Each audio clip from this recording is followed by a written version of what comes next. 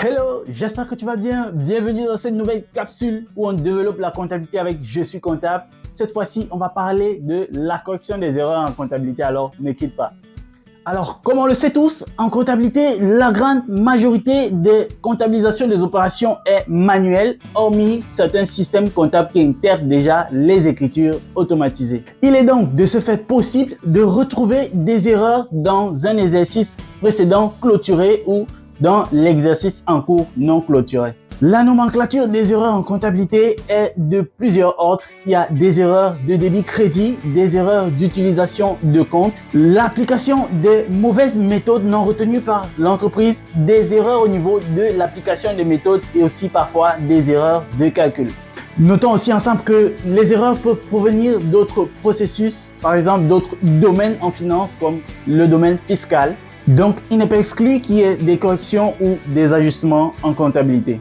La partie la plus importante, comment faire pour traiter ces erreurs et les corriger en comptabilité, étant donné qu'on avait déjà passé des écritures initiales. Donc, pour la correction, on aura deux cas de figure, du moins s'agissant de l'exercice en cours non clôturé ou de l'exercice précédent déjà clôturé. Dans le premier cas de figure, la correction est très simple puisqu'il faut inscrire en négatif la première comptabilisation erronée et ensuite passer la bonne écriture en comptabilité.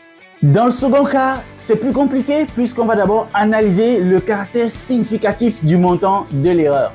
Donc, on va voir avec le CFO, le chef comptable ou le directeur général selon le niveau de validation à obtenir. Donc, l'astuce, c'est quoi en comptabilité? Lorsque l'erreur est significative, après avoir obtenu la validation, on va débiter ou créditer le compte erroné par le débit ou le crédit du compte report à nouveau.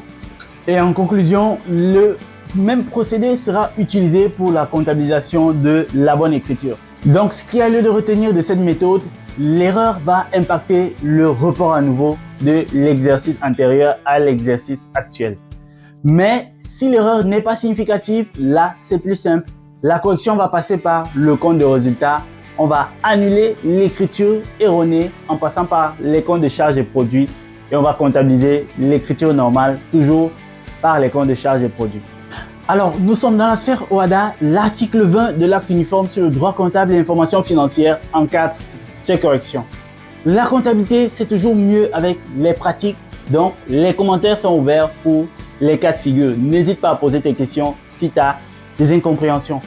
Alors, si tu as aimé la vidéo, n'hésite pas à laisser un pouce bleu, à la partager également et à t'abonner. Ciao!